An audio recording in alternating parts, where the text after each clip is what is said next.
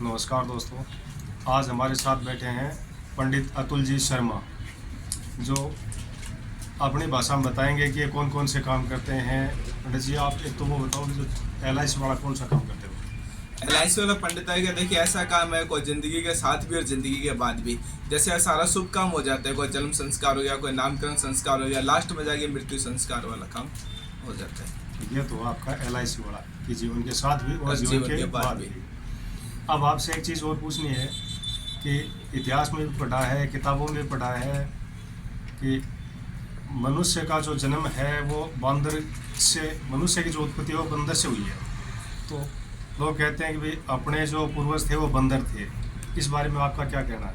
अपने पूर्वज बंदर नहीं थे, अपनी ऋषियों की संतान है जी। वो 7 ऋषि, उनके अनुसार अपना अलग अलग गोत्र पढ़ाया, अलग अलग संस्थान पढ़ाया। जी। एक चीज़ और पूछनी थी आपसे कि ये किसी के 5 उंगली हैं, किसी की 6 हैं, किसी की कटी हुई है। इस बारे में आपका क्या कहना है? इस मामले में आप देखना चाहेंगे तो डॉक्टर सारे फेल हो जाते हैं, लास्ट बोलते हैं इसका हमें पता नहीं।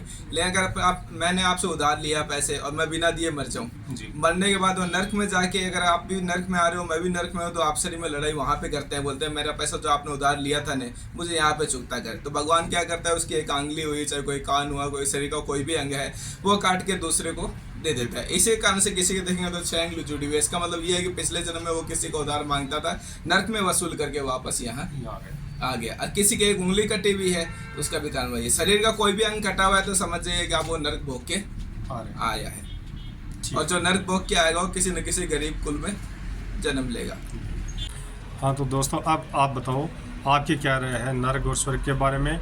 और पंडित जी जो बता रहे हैं कि ये जो शरीर के अंग कम हैं या ज़्यादा, उंगलियां कम ज़्यादा हो रही हैं, किसी का होंठ कट जाता है, किसी के कान में कोई दिक्कत होती है, कट जाता है, तो ये जो कारण बता रहे हैं कि यह सही है या आप कोई और मानते हो?